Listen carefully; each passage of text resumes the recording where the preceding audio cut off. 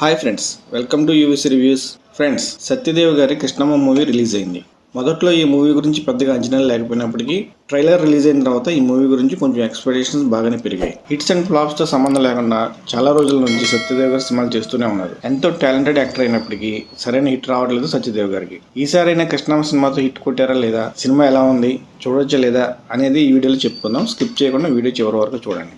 Story విషయానికి వస్తే ఇది అనాథలైన ముగ్గురు ఫ్రెండ్స్ మధ్య జరిగే స్టోరీ. గంజాయి స్మగ్లింగ్ చేసే ముగ్గురు ఫ్రెండ్స్ స్మగ్లింగ్ మానేసి లైఫ్లో మంచిగా సెటిల్ అవ్వాలని అనుకుంటారు.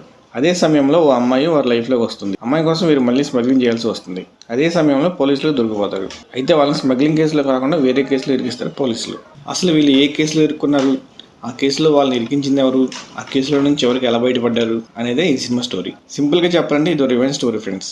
డైరెక్టర్ అనుకున్న పాయింట్ ని బాగానే తీసారనిపిస్తుంది కొన్ని సీన్స్ లాగా, కానీ కొన్ని సీన్స్ మాత్రం చాలా డల్ గా ఉంటాయి. ఫస్ట్ హాఫ్ లో పెద్దగా హై మూమెంట్స్ ఏమి ఉండవు. డ్రామా ఎస్టాబ్లిష్ చేయాలనో ఏమో ఫస్ట్ హాఫ్ కొంచెం నార్మల్ గానే ఉంటుంది. వెళ్తున్న కొద్దీ మెల్లగా సినిమా మీద ఇంట్రెస్ట్ క్రియేట్ చేస్తారు డైరెక్టర్. ఫస్ట్ హాఫ్ తో పోలిస్తే సెకండ్ హాఫ్ కొంచెం బెటర్ గా అనిపిస్తుంది. రివెంజ్ డ్రామా కాబట్టి ఎమోషన్స్ ఎంత స్ట్రాంగ్ గా ఉంటే మనం కూడా అంత బాగా కనెక్ట్ అవుతాం. కాకపోతే ఈ సినిమాలో ఎమోషన్స్ పెద్దగా ఆకట్టుకోలేదు. సత్యదేవ్ గారు ఎప్పటిలాగానే బాగానే చేశారు. పెర్ఫార్మెన్స్ విషయంలో అందరూ బాగానే చేశారు. సినిమాలో హైలైట్ అంటే యాక్షన్ పార్ట్ అనే చెప్పాలి.